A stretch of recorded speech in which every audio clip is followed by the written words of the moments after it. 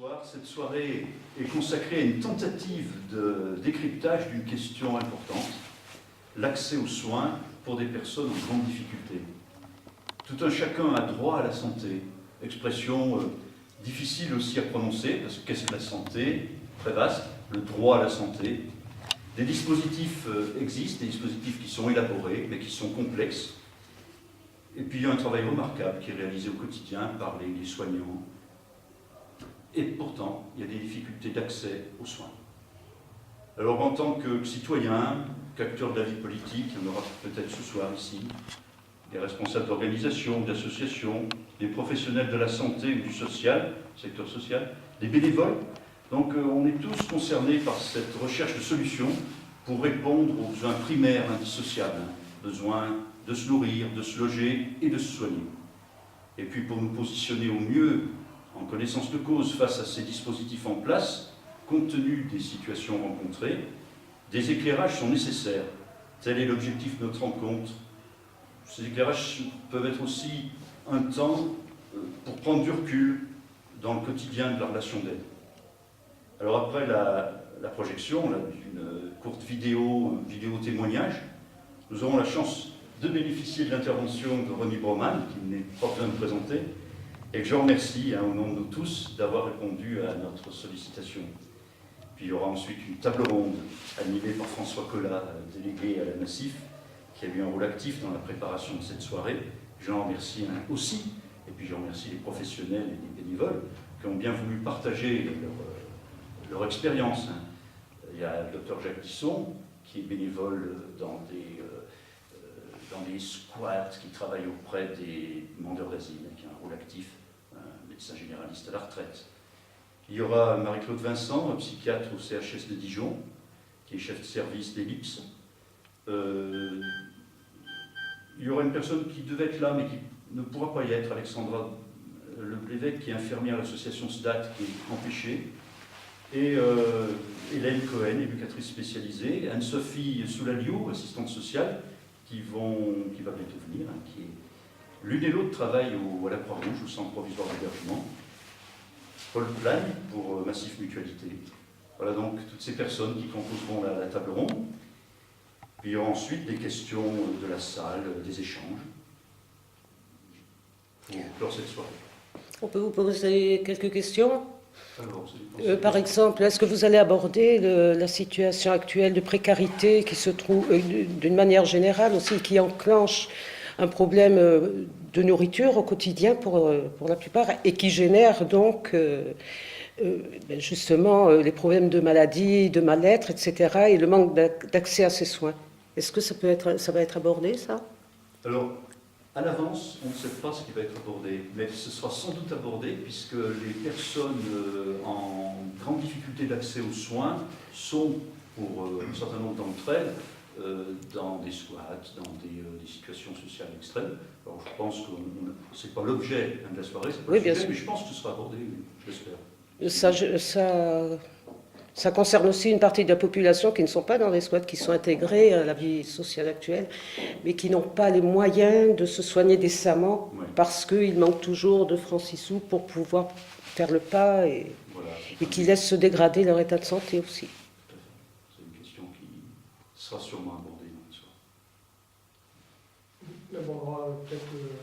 On abordera aussi les questions d'inégalité, je pense. Oui, moi je vais parler de façon plus générale. Je vais pas. D'abord, j'ai pas d'expérience de l'action médico-sociale en France, ou en tout cas une expérience très indirecte et très limitée. Mais je vais plutôt tenter de poser quelques questions générales sur la santé, qu'est-ce qu'on entend par là, et les rapports entre santé et inégalité. Et puis j'espère que ça donnera lieu à soit quelques réflexions, soit des prolongements très concrets que moi je serais incapable de donner en l'occurrence. Non mais comment ça s'est fait ce partenariat entre Alternative économique, la Croix-Rouge et la Massif? Alors, il me semble qu'il y a des choses plus simples. Dans le cadre de la LDH, il y a eu, il y a 2 ans maintenant, une soirée, une conférence débat qui a eu à l'IRTES sur les réformes de la psychiatrie, les enjeux des réformes de la psychiatrie. Donc on s'est dit, bon, on en refera une, et puis en échangeant un petit peu sur des questions importantes, alors même si effectivement il n'y a pas que les demandeurs d'asile, les gens en squat qui sont concernés, mais quand même, les personnes en grande difficulté que nous rencontrons dans le cadre de la LDH suscitent des questions, notamment l'accès aux droits à la santé. Alors, on a échangé au niveau du LDH. François Collat, qui est ici, qui est également membre de la LDH, donc a accepté cette collaboration. Et puis, dans une formation autour du logement, je crois, j'ai plus le titre en tête. C'était une intervention avec une association dijonnaise, oui. Et ça concernait une association Habitat Humaniste. Habitat Humaniste, et ouais, on s'est rencontrés donc avec la voilà.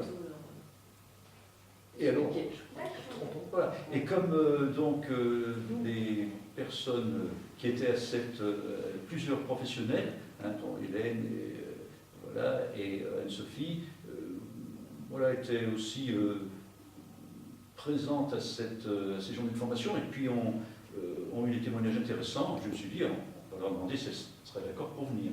Alors donc, le partenariat, pour répondre à la question, c'est un partenariat qui part tout simplement de personnes qui ont accepté de venir, qui sont professionnels de la Croix-Rouge, l'alternative économique, puis engagés à la Massif, voilà, tout simplement.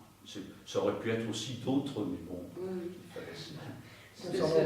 Concernant l'alternative économique, en fait, c'est plutôt l'alternative internationale, où Ronnie Bormann qui a une chronique tous les trimestres. Ce qui explique un petit peu aussi ce partenariat, surtout par la présence de Ronnie Bormann. Il y en aura dans d'autres villes, des soirées conférences débats de style